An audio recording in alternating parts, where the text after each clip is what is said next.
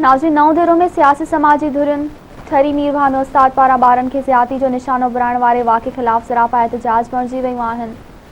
वधीक तफ़सील पेश आहिनि रियाज़ कंगो जी इन रिपोर्ट में। जो उस्ताद जो सारंग शहर जो मासूम शागिर्द सां ज़्यादती वारो वाक़ियो थियो आहे, इन जी असां पुरज़ोर मज़म्मत था कयूं। छो जो उस्ताद हिकु अहिड़ो पंहिंजो नेक रिश्तो आहे त उन उस्ताद खे हमेशह पीउ जो दर्जो ॾिनो हूंदो आहे, त उस्ताद जेको आहे पीउ जे बराबरि आहे। त उन अहिड़ो हरकत घटिया हरकत कई आहे, हिकिड़े मासूम 10 साल जे शागिर्द सां जेका ज़्यादती कई आहे, त उन जे लाइ असां अॼु रोडनि ते निकिरी आया आहियूं। सभु ॾिसो था असांजा नौजवान रोडनि ते निकिरी आया आहिनि। इन जे करे सरपा एहतजाज आहिनि त जेके असांजा मासूम ॿार स्कूलनि में पढ़नि था त उहे महफ़ूज़ न आहिनि। चीफ जस्टिस ऑफ पाकिस्तान खां अपील आहे त सारंग शहर खे सरेआम फांसी ॾिनी वञे।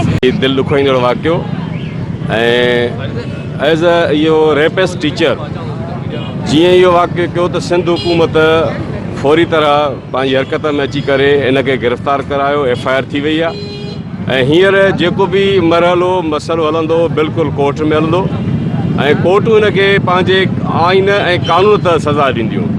असां सिंध हुकूमत, पीपल्स पार्टी हुकूमत, बिलावल भुट्टो ज़रदारी साहब, असां मालिकनि सां बराबरि में ॾुख में शरीक आहियूं।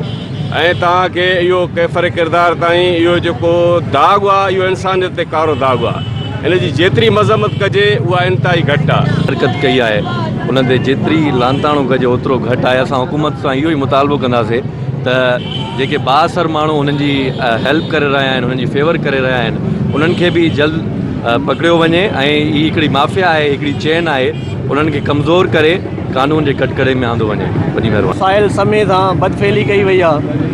असीं chief justice Pakistan, chief justice Sindh, वज़ीर आला सिंध साईं मुराद अली शाह साहब आज ही सिंध का मुतालबो था कयूं त मास्तर सारंग शहर के इबरतनाक सज़ा ॾिनी वञे, जे ॿीहर अहिड़ो सिंध में को वाक़ियो न थिए।